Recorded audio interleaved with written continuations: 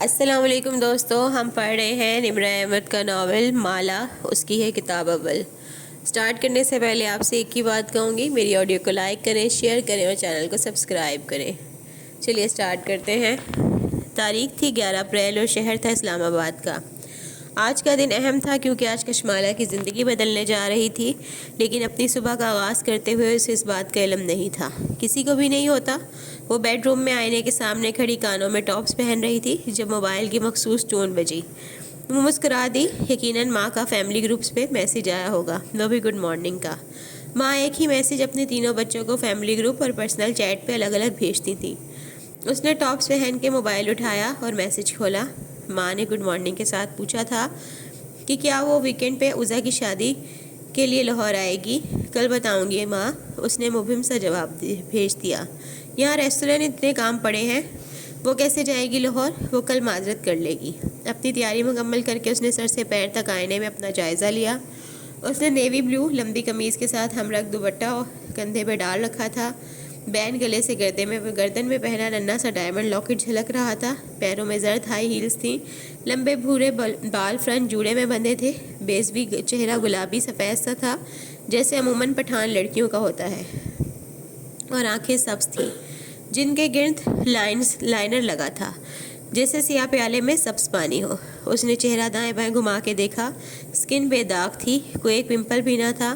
اس نے جوڑے سے 2 لٹیں نکالی اور انگلی سے رول کر کے چھوڑ دیں۔ وہ چہرے کے دونوں اطراف میں ٹھہر گئیں، اپنے عکس کو دیکھ کے مسکرائی۔ وہ کام پہ جانے کے لیے تیار تھی۔ ماں ہوتی سامنے تو کہتی کہ ان کی بیٹی حسن میں ان پہ نہیں گئی، کہاں اپنے زمانے کی حسین ترین حور جہاں بیگم اور کہاں ماہ بینا اور کشمالہ۔ ایک تو ماں کی ججمنٹل آواز ہمیشہ ذہن کے پس منظر میں گونجتی تھی، چاہے سارا زمانہ کہے کہ ماہی، ماہ بینا اور مالا کشمالہ جیسا حسن کوئی نہیں تھا، ماں نے نہ ہی ماننا تھا۔ وہ ماں کو یاد کر کے زیر لب مسکراتی ہوئی کھڑکی تک آئی۔ کھڑکی میں 3 ننھے گملے رکھے تھے، ان میں سٹیپلیا، بیگونیا اور ہیروتھیا اگے تھے۔ کشمالہ نے چہرہ ان کی سطح تک جھکا کے دیکھا، باقی دونوں کی نئی گروتھ نظر آ رہی تھی، مگر ہیروتھیا کے پتے بھورے تھے، شاید روشنی اس کے لیے تیز تھی۔ اس نے پودے کو ذرا پیچھے کر دیا۔ وہ باہر جانے کے لیے لاؤنج میں آئی، کونے میں رکھی ورک ٹیبل سے زرد ہینڈ بیگ اور لیپ ٹاپ اٹھایا، پھر بیرونی دروازے کی طرف بڑھی۔ تبھی نگاہ میں کچھ کھٹکا، کشمالہ کے قدم زنجیر ہوئے، گردن دھیرے سے دائیں جانب موڑی۔ دیوار گر بک شیلف میں ایک موٹی سی کتاب کی جگہ خالی تھی۔ کشمالہ کی نگاہوں نے نیچے میز تک کا سفر کیا، وہاں ایک دبیس ڈکشنری رکھی تھی۔ یہ شیلف سے نیچے کیسے آئی؟ اس نے چونک کر ٹیرس کے دروازے کو دیکھا تو بند تھا، کھڑکیاں بھی اندر سے مقفل تھیں۔ اس نے یاد کرنے کی کوشش کی، رات کو جب میں گھر آئی تھی تب کتاب اپنی جگہ پر تھی یا نہیں، مگر کچھ یاد نہ آیا۔ اس نے سر جھٹکا، خیر کوئی بات نہیں، صفورہ نے کہا تھا کہ وہ نئے گارڈ کے لیے کسی کو آج بھیج رہی ہے، گارڈ آ جائے گا تو یہ مسئلہ نہیں ہوگا۔ اسے بھی اس معاملے کی فکر نہیں کرنی تھی، اپنے نئے بزنس پلان پہ فوکس کرنا تھا، اور اس بارے میں سوچتے ہی مالا کے لبوں پہ ایکسائٹمنٹ بھری مسکراہٹ بکھر گئی۔ وہ بیرونی زینے اترتے ہوئے نیچے آئی۔ وہ ماموں کے گھر کی بلائی منزل پہ بطور پیئنگ گیسٹ رہتی تھی۔ ماموں ممانی اور ان کے فیملی نیچے رہتے تھے۔ دونوں کی ملاقات ہفتوں بعد ہوا کرتی تھی۔ باہر ٹھنڈی ہوا تھی اور آسمان پہ سیاہ بادل تھے، آج خوب بارش برسنی تھی۔ کچن کے جالی دروازے سے ناشتے کی مہک پورچ تک آ رہی تھی۔ وہ دروازے پہ رکی اور جالی سے اندر جھانکا۔ نسرین کام کرتی دکھائی دے رہی تھی۔ نسرین، کل میرے پورشن میں کوئی آیا تھا؟ نہیں باجی، کوثر تو چھٹی پہ ہے 2 دن سے۔ اس نے صفائی والی لڑکی کا نام لیا۔ کشمالہ پورچ کی طرف بڑھ گئی، البتہ اس کی سوچتی نظروں نے گیٹ اور لان کا جائزہ ضرور لیا تھا۔ کون تھا جو اس کی غیر موجودگی میں اس کے پورشن میں آتا تھا؟ بلکہ نہیں، اسے ابھی اس بارے میں نہیں سوچنا تھا۔ اسے آج ظہیر کو اپنے نئے بزنس پلان کی پریزنٹیشن دینی تھی، اسے اپنی توانائی برقرار رکھنی تھی۔ ظہیر اس کا کلاس فیلو تھا، دونوں نے لاہور میں ایک ساتھ گریجویٹ کیا تھا۔ پھر ظہیر اسلام آباد واپس آ گیا۔ کشمالہ کے پاس آئیڈیاز تھے اور ہمیشہ ہی ہوتے تھے، اور ظہیر کے پاس سرمایہ تھا جو کشمالہ کے پاس نہیں تھا۔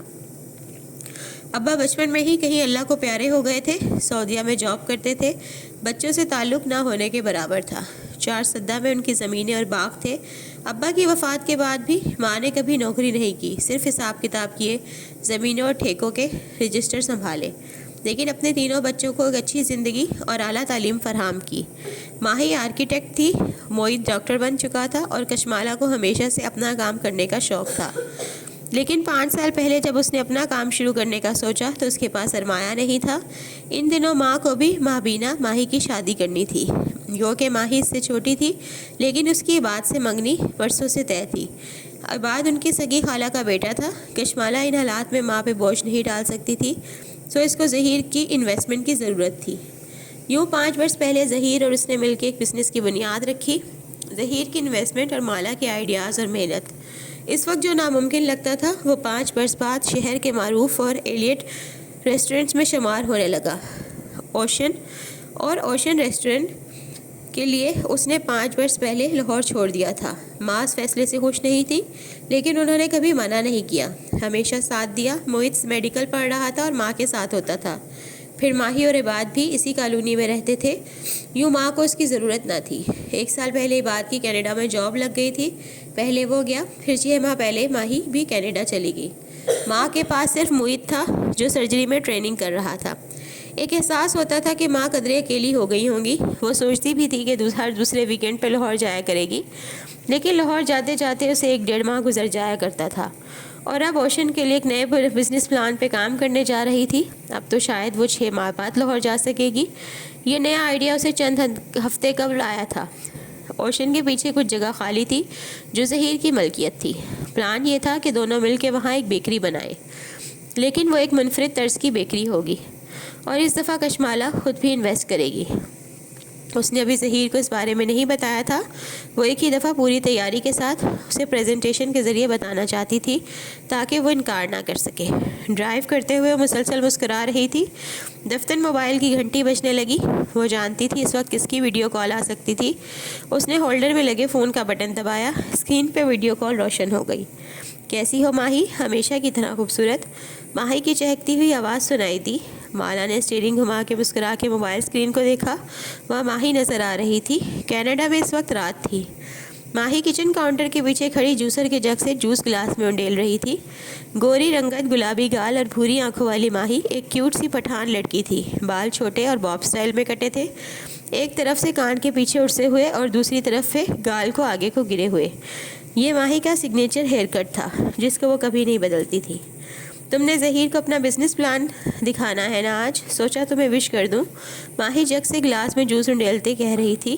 تھینک یو ماہی، اور تم ٹھیک ہو؟ اپنا خیال رکھتی ہو نا؟ مجھے چھوڑو، ظہیر کا بتاؤ، وہ مان جائے گا۔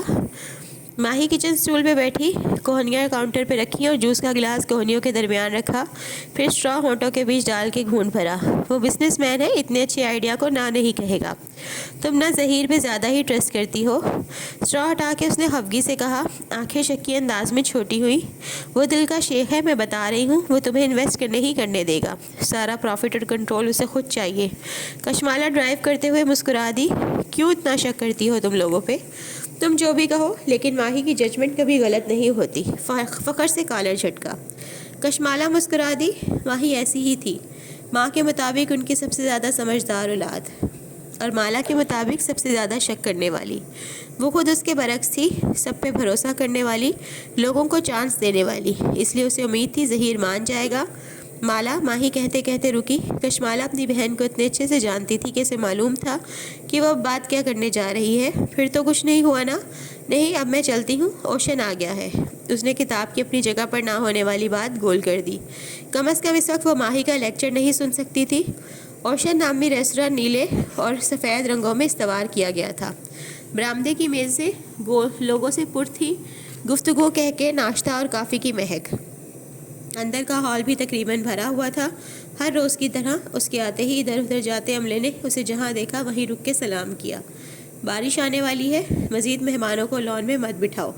گزرتے ہوئے اس نے کسی کو روکا اور 15-20 منٹ تک جو بھی لان میں بیٹھا وہ اس کو بہت ادب کے ساتھ برآمدے میں موو ہونے کے لیے کہہ دو۔ پھر ایک ویٹر کو روکا، 2 انگلیوں سے قریب آنے کی ہدایت دی۔ وہ مؤدب سے چلا آیا۔ اس کٹلری کو یہاں سے اٹھاؤ۔ تحکم سے ایک میز کی طرف اشارہ کیا، اور فاروق سے کہو کہ اس کو واش کر کے بف ڈرائی کر کے بھیجے۔ مجھے اتنی دور سے بھی اس پہ پانی کے داغ نظر آ رہے ہیں۔ لہجہ 2 ٹوک مگر نرم تھا۔ کہہ کے وہ رکی نہیں، ہائی ہیل سے چلتی ہوئی سیڑھیوں کی طرف بڑھ گئی۔ اوپر آ کے پہلے ظہیر کے آفس میں جھانکا تو وہاں نہیں تھا، وہ دیر سے آتا تھا اور جلدی چلا جاتا تھا۔ خیر ہے، وہ اس کا انتظار کر لے گی۔ پھر وہ اپنے آفس میں آئی جہاں سائقہ پانی کی ٹھنڈی بوتل اور اس کی کافی رکھ رہی تھی۔ تھینکس سائقہ، وہ مسکرا کے اپنی سیٹ کی طرف آئی۔ اس کا آفس چھوٹا سا تھا۔ آفس ٹیبل پہ کھڑکی سے سیدھی دھوپ پڑتی تھی، وہاں کیکٹس کا نتنا سا سفید گملہ رکھا تھا۔ ہیلو شیلڈن، اس نے مسکرا کے گملے کی مٹی تک چہرہ چکا کے اسے دیکھا۔ سیدھا لمبا سا کیکٹس جس کا نام اس نے شیلڈن رکھا تھا، وہ اسے گزشتہ روز کے مقابلے میں بڑا لگا تھا۔ میم، سائقہ نے جاتے جاتے کہا، کوئی کیف جمال آپ سے ملنے آیا ہے، بھیجوں؟ ہاں اسے بھیجو۔ وہ اپنی پاور سیٹ پہ بیٹھی اور کمر پیچھے ٹکائی۔ ایک سکون سا وجود میں بھر گیا۔ اس کا یہ آرام دہ آفس۔ گردن موڑ کے کھڑکی کو دیکھا جو ٹیبل کے ساتھ بائیں طرف تھی۔ کھڑکی سے نیچے نظر آتا ریسٹورنٹ کا لان، پھول پودے، کونے میں لگے گھنے درخت۔ اوشن اس کی وہ جنت تھا جسے اس نے اپنے ہاتھوں سے بنایا تھا، اور اب وہ اس کو مزید پھیلانے جا رہی تھی۔ لیکن پہلے اسے سیکیورٹی گارڈ کا انٹرویو کرنا تھا۔ اس نے موبائل پہ صفورہ کی چیٹ کھولی اور کافی کا گھونٹ بھرتے ہوئے اس کا میسج دوبارہ پڑھا، اور اپنے کزن کیف جمال کی سفارش کر رہی تھی۔ وہ ضرورت مند بھی تھا اور قابل بھروسہ بھی۔ صفورہ نے تقریباً درخواست کے لہجے میں لکھا تھا کہ مالا اس کو جاب دے دے، وہ پچھلے گارڈز کی طرح جاب چھوڑ کے نہیں جائے گا۔ انٹرویو بھی ایک فارمیلٹی ہی تھا، صفورہ نے کہہ دیا تو بس کہہ دیا۔ صفورہ بہت سوشل اور تعلقات رکھنے والی لڑکی تھی۔ کسی کو ملازم چاہیے یا گارڈ، صفورہ سب سے پہلے رابطہ کیا جاتا۔ دروازہ کھلنے کی آواز آئی تو کشمالہ نے سر اٹھایا اور کچھ کہنے لگی، لیکن نوارد کو دیکھ کے رک گئی، آنکھوں میں تعجب ابھرا۔ کیا نام ہے آپ کا؟ تصدیق چاہی۔ میں کیف ہوں، کیف جمال۔ سامنے کھڑا نوجوان رسمی مسکرا کے بولا، آپ سیکیورٹی جاب کے لیے آئے ہیں؟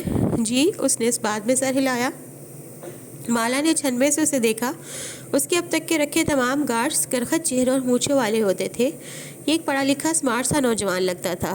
حلیہ بے پرواہ سا تھا، بال ماتھے پہ کٹے ہوئے اور بلدار تھے، ان کو پیچھے کرنے کی زحمت نہیں کی تھی۔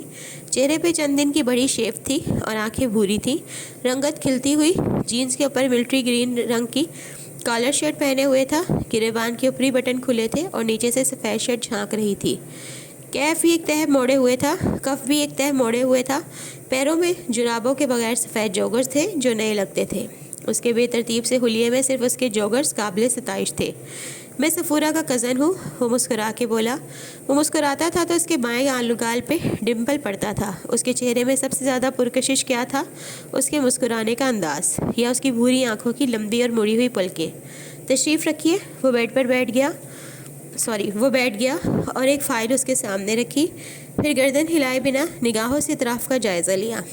آفس چھوٹا سا تھا، 3 دیواریں سفید تھیں، چوتھی دیوار پہ جنگل کے اونچے درخت پینٹ کیے گئے تھے۔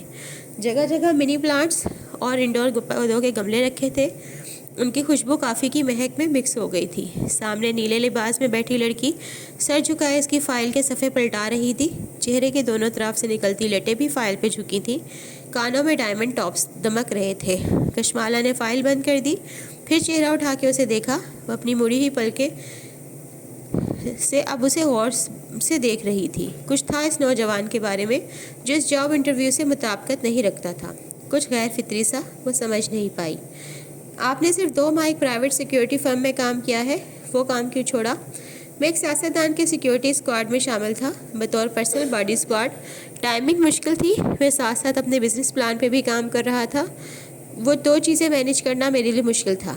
کس چیز کا بزنس کر رہے تھے آپ؟ وہ سیٹ پہ ٹیک لگائے اسپاٹ انداز میں پوچھ رہی تھی۔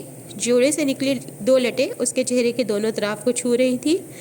میں پروفیشنل فوٹوگرافر ہوں، ہم دوستوں نے ایک ویڈنگ فوٹوگرافی کمپنی بنائی تھی جس میں ہم بہت سی سروسز مہیا کرتے تھے، لیکن وہ فلاپ ہو گئی۔ ہلکے سے کندھے اچکائے۔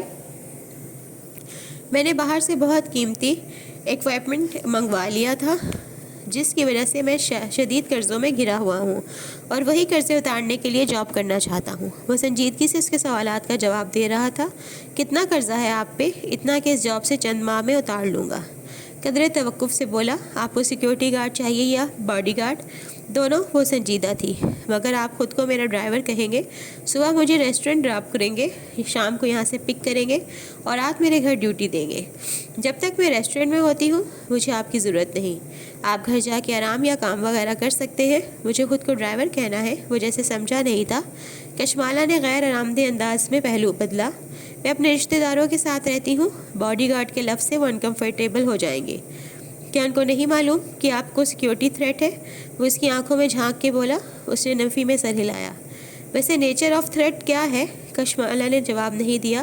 وہ گردن موڑ کے کھڑکی کے باہر دیکھنے لگی۔ آسمان اندھیر ہوتا جا رہا تھا، وقفے وقفے سے بادل گرج رہے تھے۔ کیف نے کھنکار کے وضاحت کرنی چاہی۔ نیچر آف تھریٹ یعنی؟ مجھے معلوم ہے نیچر آف تھریٹ کیا ہوتا ہے، مگر میں ابھی اس بارے میں بتانا ضروری نہیں سمجھتی۔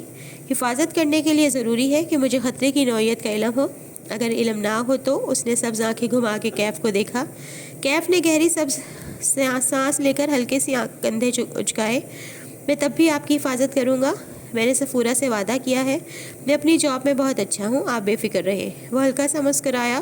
وہ واقعی اس کے گزشتہ گارڈ سے مختلف تھا، لیکن اچھا تھا۔ اس کے بات کرنے کے انداز میں بھی ایک احساس تحفظ تھا۔ اس کے تنے اعصاب ڈھیلے پڑنے لگے۔ مجھے لگتا ہے کوئی میرا پیچھا کر رہا ہے، وہ بولی تو اس کی آواز ہلکی تھی۔ اس نے بھروسہ کرنے کا فیصلہ کر لیا تھا، آخر وہ صفورہ کا کزن تھا۔ صرف لگتا ہے یا کسی کو دیکھا بھی ہے؟ وہ چونکا۔ دیکھا نہیں ہے، لیکن وہ ثبوت چھوڑ جاتا ہے۔ وہ میرے گھر میں داخل ہوتا ہے اور چیزیں چھیڑ کے چلا جاتا ہے۔ سی سی ٹی وی میں نظر آیا؟ کشمالہ نے نفی میں سر ہلایا۔ ممانی ان کے خلاف ہے، صرف گیٹ پہ سی سی ٹی وی لگا ہوا ہے، باقی گھر میں وہ لگوانے نہیں دیتی، ان کی پرائیویسی ڈسٹرب ہوتی ہے۔ آپ نے خفیہ کیمرے لگوانے کا نہیں سوچا؟ مجھے یہ اچھا نہیں لگتا کہ کسی کے ساتھ رہوں اور اس کے پیٹھ پیچھے چھپ کے کچھ ایسا کروں جو اس کو نہیں پسند، اور میں نہیں چاہتی کہ انہیں معلوم ہو کہ مجھے کوئی مسئلہ ہے، خاندان میں باتیں ہوں گی۔ آپ کی کسی سے دشمنی ہے؟ وہ سوچتے ہوئے پوچھ رہا تھا۔ وہ اداسی سے مسکرا دی۔ میں ایک انتہائی بے ضرر انسان ہوں کیف، صرف کام کرتی ہوں اور کچھ نہیں، کسی کو مجھ سے کیا مسئلہ ہو سکتا ہے؟ وہ خاموشی سے اسے دیکھے گیا۔ ذہن کے پردے پہ وہ فوٹو البم آ گیا اور چھٹے صفحے پہ رکھی تصویر۔ آپ کو خود کیا لگتا ہے؟ کوئی آپ کے پیچھے کیوں پڑا ہوا ہے؟ کشمالہ نے کندھے اچکائے۔ شاید مجھے مارنے کے لیے، لیکن ابھی تک مارا نہیں ہے۔ وہ اس کی بات پہ چونکی۔ کیف اپنی جگہ سے اٹھا اور ہاتھ بڑھا کے کھڑکی کے پٹ کھول دیے، پھر باہر کی طرف اشارہ کیا۔ آپ روز اس کھڑکی میں بیٹھ کے کام کرتی ہیں؟ سامنے ایک کمرشل مارکیٹ ہے، اس کی کسی بھی عمارت کی کھڑکی سے آپ کو شوٹ کرنا بہت آسان ہے۔ اگر میں ہوتا تو اس سرمئی عمارت کا انتخاب کرتا۔ اشارہ کر کے ایک عمارت دکھائی۔ آپ وقت کی پابند ہیں؟ ہلکی سی مسکراہٹ کے ساتھ کھڑے کھڑے بات جاری رکھی۔ روز فکس ٹائم پہ ریسٹورنٹ پہنچتی ہیں، یہ مجھے اسٹاف نے بتایا ہے۔ کوئی آپ کا تعاقب 2 دن تک کر لے تو اسے معلوم ہوگا کہ آپ کب اور کہاں ہوتی ہیں۔ راستے میں کہیں بھی آپ کو شوٹ کیا جا سکتا ہے۔ پھر اس نے میز پہ رکھی کافی کا مگ اٹھایا۔ کپ میں 2 گھونٹ کافی بچی تھی۔ کپ نیچے سے پکڑ کے اونچا کیا۔ یہاں کسی بھی ویٹر یا اسٹاف کو چند پیسے دے کر آپ کی کافی میں کچھ ملایا جا سکتا ہے؟ ویسے میں ہوتا تو کافی میں زہر نہ ملاتا، کیونکہ آپ آخری گھونٹ بچانے کی عادی ہیں۔ میں یہاں زہر لگاتا۔ اس نے انگلی سے کپ کے دہانے کی طرف اشارہ کیا، جہاں اس کی لپسٹک کا نشان لگا تھا۔ پھر کپ رکھا اور کرسی پہ واپس بیٹھا۔ آپ کو مارنا بہت آسان ہے، میرا نہیں خیال کہ وہ آپ کو مارنا چاہتا ہے۔ وہ بس اس کو دیکھ رہی تھی بنا پلکے جھپکے۔ اس کے تاثرات دیکھ کے کیف کھنگھارا۔ میں صرف بتا رہا تھا تھیوری میں۔ کشمالہ نے جھرجھری لے کر سر جھٹکا۔ پھر لہجے کو نارمل رکھتے ہوئے پوچھا، آپ کے خیال میں کوئی مجھے اسٹاک کیوں کر رہا ہے؟ ظاہر ہے آپ کو ڈرانے کے لیے، اور ڈرانے والے کی غذا آپ کا ڈر ہوتا ہے۔ جس دن آپ اس کی غذا روک دیں گی وہ کمزور پڑ جائے گا۔ پھر مسکرایا۔ کیا میں ہائر کر لیا گیا ہوں؟ ہائر ہونے کا فیصلہ آپ خود کریں گے۔ میرے پاس گارڈز زیادہ دیر نہیں رہتے، اس لیے میں ہرانے والے کو رکھ لیتی ہوں۔ کچھ دن بعد یا آپ جاب چھوڑ جائیں گے یا موجود رہیں گے۔ وہ اس کی آنکھوں میں دیکھ کے ٹھہر ٹھہر کے کہہ رہی تھی، لیکن ایک بات یاد رکھیں، میں کسی کو کام میں کوتاہی کی وجہ سے کبھی فائر نہیں کرتی۔ میں لوگوں کو چانس دیتی ہوں، کام سکھاتی ہوں، لیکن اگر وہ مجھ سے جھوٹ بولیں، میرے پیٹھ پیچھے مجھ سے چھپا کے کچھ کریں یا کسی بھی طرح مجھے دھوکہ دیں، تو میں ان کو اپنے کام اور زندگی سے بالکل الگ کر دیتی ہوں۔ اس کے بعد وہ جتنی معافی مانگ لیں میں انہیں واپس نہیں لیتی۔ اس نے دیکھا کیف کے چہرے پہ ایک سایہ سا گزرا، لیکن بظاہر وہ مسکراتا رہا۔ یعنی آپ کو ناراض کرنا بہت مشکل ہے، لیکن ایک دفعہ ناراض ہو جائیں تو منانا مشکل ہے۔ مشکل نہیں، ناممکن ہے۔ وہ ہلکا سا مسکرا دی۔ کیف نے بظاہر مسکراتے ہوئے تھوک نکلا۔ یہ وہ وقت تھا جب وہ اسے بتا سکتا تھا کہ وہ وہاں کیوں آیا ہے۔ وہ اسے بتا سکتا تھا کہ کسی کے پاس اس کی تصویر ہے، کوئی اسے نقصان پہنچانا چاہتا ہے، اور یہ کہ اسے اندازہ ہے کہ کون اس کا پیچھا کر رہا ہے، لیکن وہ جانتا تھا کہ وہ اس کا یقین نہیں کرے گی، کوئی بھی اس کا یقین نہیں کرے گا۔ آپ کو مجھ سے کبھی شکایت نہیں ہوگی۔ پھر جیسے یاد آیا، آپ کے گارڈز بار بار جاب کیوں چھوڑ دیتے ہیں؟ آپ جان جائیں گے۔ وہ لیپ ٹاپ اٹھاتے ہوئے اٹھ کھڑی ہوئی۔ اسے ظہیر سے ملنا تھا۔ دونوں ساتھ ساتھ آفس سے باہر نکلے. وہ آگے بڑھ گئی اور وہیں رک کے موبائل کے بٹن دبانے لگا. وائٹ ہیئر نام کی ایک چیٹ نکالی. اس نے مجھے ہائر کر لیا ہے. یہ تو بہت آسان تھا. اس کی انگلیاں ٹائپ کر رہی تھی. ظہیر کا آفس ٹیرس کی دوسری جانب تھا. درمیان میں چند کرسیاں رکھی تھیں. وہ وہیں بیٹھ گئی اور صفورہ کو کال ملائی. میں نے تمہارے کزن کو ہائر کر لیا ہے. گردن اٹھا کے آسمان کو دیکھا. سیاہ بادل دور دور سے اس کے سر پہ اکٹھے ہو رہے تھے. لگتا تھا آج بارش برس کے اوشن کو بہا لے جائے گی. گڈ. صفورہ اپنے مخصوص انداز میں بولی. اچھا سنو, وہ کوئی غلطی کرے تو اس کو ایسے ہی ٹریٹ کرنا جیسے باقی ملازمین کو کرتی ہو. میرا کزن ہونے کا ناجائز فائدہ اٹھانے نہ دینا. اس کو بزنس کا شوق ہے لیکن وہ کبھی ترقی نہیں کرے گا. اس کے لیے بہتر ہے کہ وہ تمہارے پاس نوکری کرتا رہے. اچھا مالا سنو. صفورہ کی توقف کیا. مالا ابھی تک گردن اٹھائے آسمان کو دیکھ رہی تھی. آدھا ریسٹورنٹ اوپن ایئر تھا. بارش ان کے لیے اچھی ثابت نہیں ہوتی تھی. میں نے سنا ہے ظہیر نے اوشن کو بیچ دیا ہے. بجلی زور کی چمکی عین اس کے سر پہ. کیا؟ بادل اتنی زور سے گرجے کہ زمین دہل گئی. ایوب بتا رہا تھا کہ ظہیر نے کسی لبنانی فوڈ چین کو اوشن بیچ دیا ہے. اس نے تمہیں اعتماد میں نہیں لیا. تمہیں کوئی غلط فہمی ہوئی ہوگی. ایسا نہیں ہو سکتا. وہ ایک دم کھڑی ہوئی. اسی پل بارش برسنے لگی جیسے اوپر سے کسی نے پانی کا تھال الٹ دیا ہو. وہ تیز تیز چلتی ظہیر کے آفس میں داخل ہوئی. اس کی ہیلز گیلے نشانوں کی قطار اپنے پیچھے چھوڑتی جا رہی تھی. ظہیر نے سر اٹھا کے دیکھا. مالا کے بال نم تھے اور چہرے پر پانی کے قطرے. آواز اونچی تھی. میں کیا سن رہی ہوں؟ ہتھیلیاں میز کے کناروں پہ رکھے وہ بنا پلکے جھپکائے اسے دیکھ رہی تھی. تم نے اوشن بیچ دیا؟ غصہ نہیں تھا, بے یقینی تھی, حیرت تھی. آفس کی کھڑکی کے شیشے پہ تڑ تڑ بوندیں برس رہی تھیں, گویا آسمان سے برستے پتھر ہوں اور ہر پتھر پہ کسی کا نام لکھا ہو. ظہیر چند لمحے اسے دیکھتا رہا, پھر گردن موڑ کے کھڑکی کو دیکھنے لگا. ہاں, میں نے ایک لبنانی گروپ کے ساتھ ڈیل کی ہے. وہ چند لمحے ہل نہیں سکی, نہ پلک جھپک سکی, نہ سانس لیا. اس کے ذہن نے بات کو جذب ہی نہیں کیا تھا. تم نے کیا کیا ہے؟ میز سے ہاتھ ہٹائے سیدھی کھڑی ہوئی. میرے کو ذاتی مسئلے چل رہے ہیں. مجھے پیسے چاہیے تھے. سوری, تمہیں پہلے بتا نہیں سکا. پیچھے دروازہ کھلنے کی آواز آئی, ساتھ ہی شناسا مردانہ آواز. باس, آپ کا فون باہر گرا ہوا تھا اور مسلسل بجے جا رہا تھا. کہنے والا خود ہی خاموش سا ہو گیا. آگے آیا اور میز پر کشمالہ کا فون رکھ کے واپس ہو گیا. تم مجھے بتائے بغیر ایسا کیسے کر سکتے ہو؟ وہ ظہیر کو بے یقینی سے دیکھ رہی تھی. کیونکہ انہوں نے اپنا سٹاف لانا ہے. مالا میں ہر ایک کی ذمہ داری نہیں لے سکتا. سب اپنا کچھ نہ کچھ کر سکتے ہیں. وہ قدرے جھنجھلایا. میں نے کہا نا, مجھے پیسے چاہیے تھے, بہت ضروری. ظہیر, تم مجھے بتائے بغیر ایسا کیسے کر سکتے ہو؟ اس کو لگا اسے سانس نہیں آ رہی. میں کر سکتا ہوں, میں ریسٹورنٹ کا مالک ہوں. ہمارے درمیان کبھی ایسی کوئی بات طے نہیں ہوئی تھی جس سے میرا ہی حق سلب ہو جائے. مالک؟ تم مالک ہو؟ ظہیر, میں نے یہ ریسٹورنٹ بنایا ہے تمہارے ساتھ اپنے انہی ہاتھوں سے, اور تم نے 1 منٹ میں اس کو بیچ بھی دیا. اس نے خود کو بولتے سنا اور تب کسی اڑتے تیر کی طرح ایک فکرہ ذہن میں پیوست ہو گیا. وہ اپنا سٹاف لائیں گے. تم یہ کہہ رہے ہو کہ میں اور ہمارا سٹاف, ہم سب جاب لیس ہو گئے ہیں؟ وہ 2 قدم پیچھے ہوئی اور بے یقینی سے اسے دیکھا. ظہیر کے چہرے پہ ملال ابھرا. مالا, تم اتنی قابل, اتنی ٹیلنٹڈ ہو, تم کچھ بھی کر لو گی یار, میرا مسئلہ سمجھو. وہ کچھ اور بھی کہہ رہا تھا لیکن اسے کچھ سنائی نہیں دے رہا تھا. وہ ظہیر کے آفس سے نکلی تو ذہن شل تھا. اسے اپنے آفس تک جانے کے لیے ٹیرس عبور کرنا تھا. وہ قدم قدم آگے بڑھنے لگی. زرد جوتے مزید گیلے ہوتے گئے. اس نے ٹیرس کی دیوار پہ ہاتھ پھیرا. یہ وال ٹائلز جس نے سلیکٹ کی تھیں, گراس ٹرف کتنے ملی میٹر رکھنی ہے, یہ اس نے طے کیا تھا. فال سیلنگ کا ڈیزائن, لائٹنگ کس طرح کی کرنی ہے, ریسٹورنٹ کا تھیم اور مینیو کیا ہوگا, یہ سب اس نے طے کیا تھا. ہر شہر پہ ظہیر کا پیسہ اور کشمالہ مبین کے 5 سال لگے تھے. ایک دم قطروں کا راستہ رک گیا. کشمالہ نے چونک کی گردن موڑی. پانی کے بچھاڑ کے پار وہ بھوری آنکھوں والا نوجوان بازو لمبا کر کے اس کے اوپر چھتری تانے ہوئے تھا.